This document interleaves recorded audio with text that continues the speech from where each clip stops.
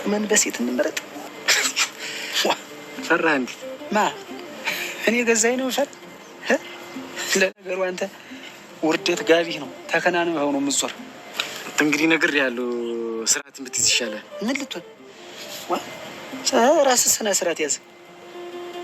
ወራዳ ውርደት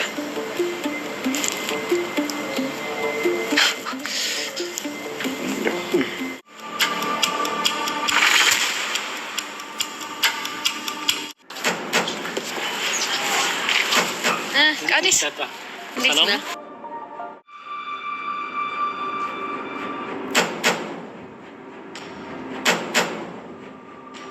ሰላም ካፈርኩ አይመልሰኝ ብላ እንግዲህ ደረጀ መጥቼ ካላየው ብላ ደረጀን እስከ ቤት ድረስ መታስጨንቀው ነበር። በህመሙ ላይ ህመም የሆነችበት እንግዲህ ሰላም በጣም በሚያሳዝን ሁኔታ አንዳንድ ሰዎችን በህመማቸው ላይ ህመም ባንሆን መልካም ነው ማለት የሰው ልጆች ነና ኦፍ ኮርስ የሚገባ ነገር ይኖራል፣ ማድረግ ያለብን ነገር ይኖራል። ለሁሉም ነገር ጊዜ አለው። ኦፍ ኮርስ ችግር የለውም።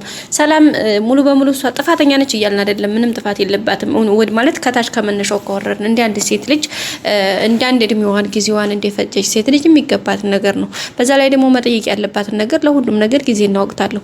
ልጆቿን ለማሳደግም ቢሆን ደረጀ እንኳን ለዳጣና ለተወለደው ለሱ ላንድ ለብቻኛው ወንድ ልጁ ይቅርና ለሌላም የሚተርፍ ሀብት ንብረት አለው። ግን ደግሞ በዚህ ሁኔታ ውስጥ ሆኖ በትዳሩ መበጥበጥ ምክንያት መበጥበጥ ምክንያት ነው እንግዲህ ሁሉ ነገር የደረሰበት።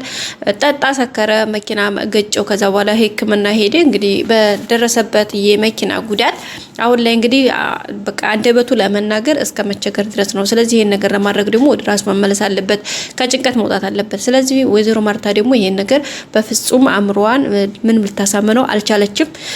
አላደርገውም ብላለች ማለት ይሄ ነገር ደረጃ ሊስተካከልለት የሚችለው ህመሙ መዳን የሚችለው ብለን የምናስበው እንግዲህ ከጭንቀት ውስጥ መውጣት አለበት፣ ወደ ራሱ መመለስ አለበት። ከዛም ባለፈ ደግሞ በቃ ራሱን ሆኖ መቆም አለበት። በዚህ ሁኔታ ውስጥ እያለ እንግዲህ በጣም በሚያሳዝን ሁኔታ ወይዘሮ ማርታ በፍጹም አላደርገውም ብላለች። አብይል ደረጃ አባትና እናቷን ለማስተካከል ይቅርታ እንድታደርግለት ከአንዴ 2-3 እናቷን ብትጠይቃትም ወይዘሮ ማርታ እኔና ደረጃ የተለያየ ነው ዛሬ ሳይሆን የዛን ሰዓት ያኔ እኔ ውጤቱ መጥቶ ወረቀቱን ከፍቼ ያየሁት ለታ የዛን ሰዓት የኔና ደረጃ 80ችን ወርዷል። ግን ደግሞ ያው እንደ ህጉ እንደ ስርዓቱ እንደ ሀገራችን ባህልና ሁኔታ 80ችንን በሽማግሌ ወር ደግሞ በህግ ፊት ቀርበን ማስተካከል ስላለብን እሱን ነገር ደግሞ ለማስተካከል በተወሰነ መልኩ ደረጃ ማገገም አለበት ብዬ ስላሰብኩኝ እንጂ እኔና ደረጃ በጭራሽ አንድ ላይ የምንሆንበት ምንም አይነት ነገር መንገድ የለም በማለት ነው እንግዲህ ማርታ ያመለሰችው።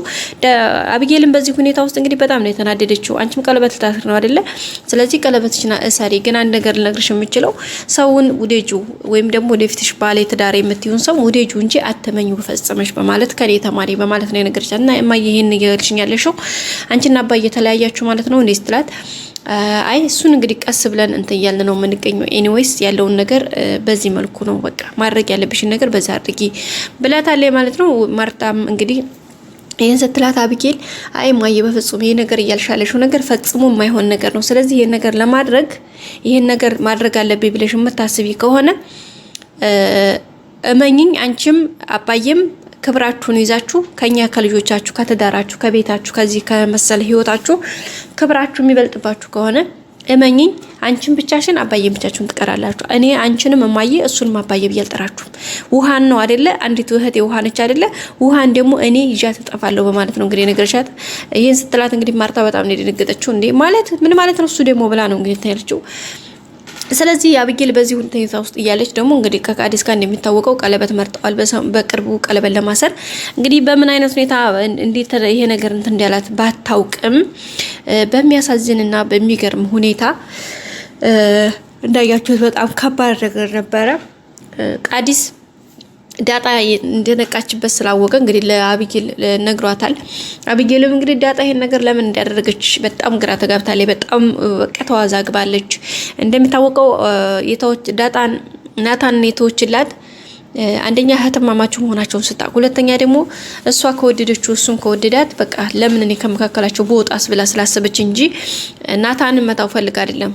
በዛ ላይ ደግሞ ሀሳቧን ቀይሳ ወደዛ ሄደችበት በሙሉ ልቧ 100% የልጅ ወዳው ሳይሆን በቃ ውሎ ከማደር መልባች ሊወደው ይችላል ብላ ሀሳቡ ስላላት ነውና በዚህ መካከል እንግዲህ ስለነገራት የሆነ ቦታ ከጠራት ለምን እንደዚህ ማድረግ እንደፈለገች እኔ ራሴ ማወቅ ፈልጋለሁ። ስለዚህ ከጠራ ስትለው አዎ ደውዬላታለሁ፣ እዚህ ቦታ ተቀጣጥረናል፣ ስለዚህ መተሽ ማየት ትችያለሽ በማለት ነው እንግዲህ ይሄን ነገር ያደረገው። እንዳለውም አልቀረም። ዳጣም ደግሞ ይሄን ነገር አድርጋለች። መጀመሪያ ግን ናታንን ኤቢ ጠይቀው ነበር። ናታን ዳጣ ግን ትወድሃለች? ምን ያክል ትወድሃለች? የእውነት ከልቧ ነው የምትወድህ? ይሄን ነገር ማጣራት አለብህ። እኔ ችግር የለውም ግን አንተ ማወቅ አለብህ። ምክንያቱም ማጣራት አለብህ። እውነትም ትወድሃለች አትወድህም የሚለውን ነገር ማረጋገጥ አለብህ። ምክንያቱም ለምን እንደዛ አልሽኝ ሲላት አይ እሱን ሊቆይህና ግን ይሄን ነገር በደንብ ማረጋገጥና ማወቅ ያለብህ ነገር ነው ብላ ነው እንግዲህ ይሄን ነገር ያደረገችው። በዚህ መካከል እንግዲህ ዳጣ ለእንዴት ማለት እንዴት ልትቻልሽ ሲላት እዚህ መካከል አቢጌል ዳጣ እንግዲህ እንደተበላችና እያንዳንዱ ነገር እንትን እንዳለ ገብቶታል ማለት ነው ናታን እና ከዛ በኋላ ኦኬ ዳጣ ተበላሽ ማለት ይሄ ነገር በጣም የሚያሳዝንና አጉል ነገር ውስጥ ነው ዳጣ የገባችው በማለት ነው እንግዲህ ውድ ቤተሰቦቻችን ይሄን ነገር እንትን ያለው እና ውዶቻቼ በጣም ከባድ ነገር ነበር እየሆነ ያለው ነገር። አጠቃላይ ደረጃ ያለበት ሁኔታ አለ። የእናትና የአባቷ ችግር እዚህ ጋር አለ። አቢጌል እናቷን ብትላት እምብላለች። በዛ ላይ የራሷን ለወደፊት ማስተካከል ያለባት ነገር አለ። እዚህ ጋር ደግሞ የዳጣና የቃዲስ ግንኙነት እንዴት እንደሆነ በጣም ግራ ስላጋባት እንግዲህ ከተባባሉበት ወይም ደግሞ ከተቀጣጠሩበት ቦታ ሄደው ዛሬ ተገናኝተዋል። በሚገርምና በሚደንቅ ሁኔታ ነው እንግዲህ ይሄን ነገር ያተገናኙት። ያንንም ስታይ እንግዲህ በጣም ነበር የደነገጠችው እና እንደተጠቃላይ በጣም ነበር የሚያስደነግጥ ነበር ነገር ይሹ እንግዲህ ዛም የተቀጣጠሩበት ተገናኝተዋል። በእርግጠኝነት እንግዲህ ናታንም ደውሎ ዳጣ እንደሚያስጠነቅቃት ተስፋ አለኝ። ምክንያቱም ቃዲስ እንደነገራት ናታን ኦሬዲ ቲንክ አርጓ ሲቀጥል ደግሞ አርጁንም አለበት እዚህ ጋር እንግዲህ ዳጣና አርጁን ተመካክረው ነው በቃ አብሽር ተባብለው ይሄን ነገር ያደረጉትና እንግዲህ በጣም ከባድ ነበር ውድ ቤተሰቦቻችን። ኤኒዌይስ እንግዲህ ሁሉም ነገር እንደሚግባቡ በተለይ ዳጣና ኤቢ ይሄን ነገር መጣላት አለባቸው ብዬ አላስብም። ያው ዳጣ ጎበዝ ነች ነገሮችን በጥንቃቄ የምታየው፣ ግን ልጁ በጣም ኃይለኛ ነው። በቃ ይሄ ቃዲስ የሚባለው ኦፍኮርስ አስመሳይ ነው፣ ግን ደግሞ ነገሮችን የሚያደርግበት የሚሄድበት መንገድ በጣም ልዩና ጥንቃቄ የተመላበት ስለሆነ እንግዲህ ሳይቀርሙ ይልቅንም ብሎ ነው አሁን ዳጣን የሆነ ሪስክ ውስጥ መክተት ስለፈለገ ነው እንግዲህ ለአቢጌል ቀርሞ የተናገረው። ስለዚህ ደግሞ በጣም ከባድ ነው ውድ ቤተሰቦቻችን። በቀጣይ ሁሉም ነገር መልካም ሆኖ በተለይ ዳጣ ለምን ይሄን እንዳደረገች እንግዲህ ኤቢም የምትረዳበት መንገድ ይኖራል ብዬ አስባለሁኝ። በዛ ላይ እንዳልኳችሁ አርጁም ስላለበት በቀጣይ ሁሉም ነገር ይስተካከላል። ላይክ፣ ሼር፣ ሰብስክራይብ ማድረግ አይረሳ። ወዳችሁ ፍቅዳችሁ ከኔ ጋር ስለነበራችሁ አመሰግናለሁ። መልካም ሁሉ ተመኘሁላችሁ ውድ ቤተሰቦቼ። ባይ። ወዳችኋለሁ።